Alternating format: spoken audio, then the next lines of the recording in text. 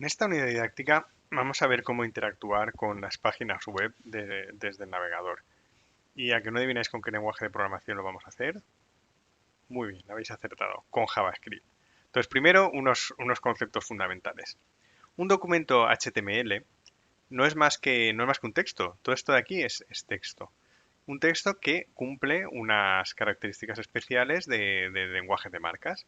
Tiene sus tags de apertura, sus tags de cierre, cada tag puede tener otras cosas en su interior, tiene algunos nodos pueden tener texto, en fin, esto es el HTML que se ven primero en lenguajes de marcas. Ahora bien, esto de aquí es un texto. ¿Qué es lo que pasa cuando lo recibe el navegador?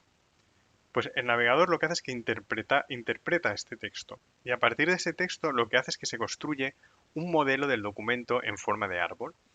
Tendrías aquí lo que sería el documento y de ese documento va creando las diferentes partes que tiene este documento HTML, pero como objetos en memoria. Por ejemplo, de aquí cogería, por un lado pondría el doctype, por otro lado pondría el HTML.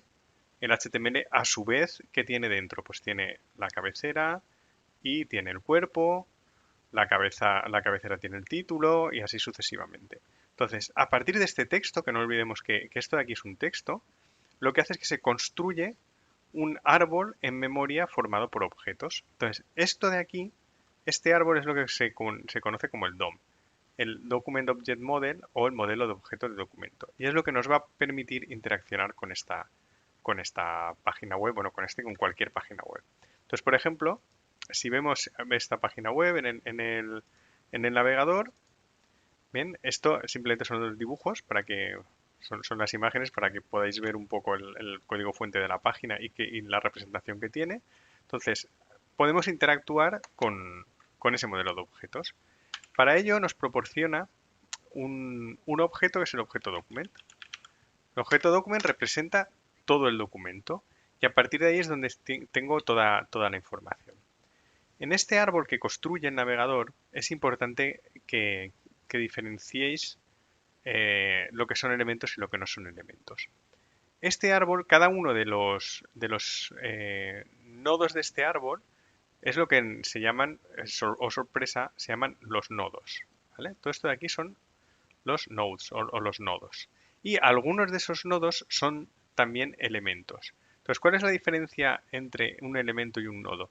Los elementos son los elementos formados por los tags de HTML. Por ejemplo, una imagen sería un elemento. El texto que hay aquí dentro de un tag, este de aquí, este texto, esto no sería un elemento porque no está entre tags. ¿Vale? La diferencia es esa. Nosotros casi todo el tiempo que estemos trabajando con el DOM, vamos a manejar con elementos. Pero si queremos hacer cosas como, por ejemplo, acceder al texto de una página web, lo tendremos que hacer a través de nodos. Entonces, eh, cada uno de estos nodos o elementos, el elemento al final es un tipo de nodo, tiene unos atributos y unas propiedades especiales. Por ejemplo, documento me va a permitir hacer una serie de cosas. Por ejemplo, si pongo document.children, esto me va a devolver los elementos hijos del documento. Fijaos que aquí me ha devuelto simplemente HTML. ¿Ven? Me ha devuelto HTML, que es el único hijo que tiene el único elemento que hay por debajo del documento. De HTML cuelga todo lo demás. Fijaos que doctype no está, porque eso no está formado por un tag, es otro tipo de nodo. Si yo quiero acceder ahí, por ejemplo, tendría que hacer con child nodes. Aquí lo tengo, a ver si lo puedo escribir. Child nodes, ¿veis? Ahora me está devolviendo dos cosas. Me está devolviendo el doctype y el HTML.